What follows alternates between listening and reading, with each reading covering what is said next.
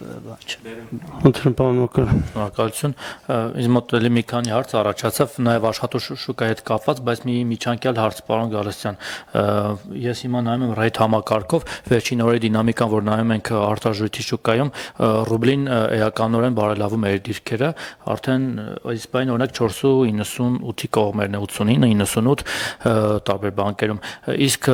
հակառակ դրան դոլարը գնալով ոնց որ թե անկում է ապրում, արժեզրկվում է։ Սա ինչով է պայմանավորված եւ ինչ ազդեցություն կունենա սա մեր ֆինանսական շուկայի վրա։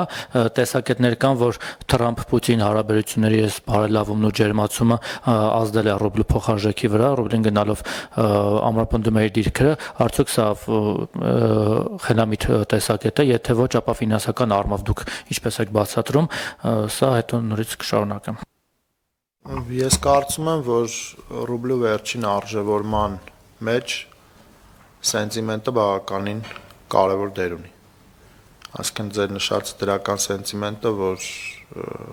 շուկայում տեսնում են հնարավոր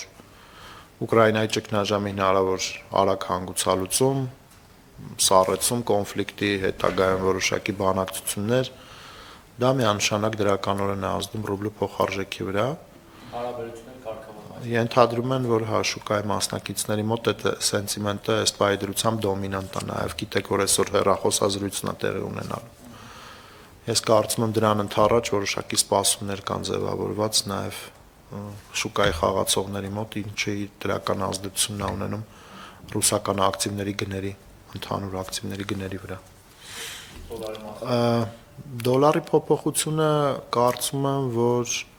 որոշակի նվազում կա ոչ միայն ռուբլու նկատմամբ, այլ օրինակ եվրոյի նկատմամբ էլ, դուք տեսաք, որ եվրոն էլ որոշակի արժևորվեց, էլի որ նայում է շուկայի խաղացողների կոմենտները վարկագծի վերաբերյալ, դա հիմնականում պայմանավորված է ամերիկյան ակտիվների նկատմամբ որոշակի անվստահություն չասեմ, բայց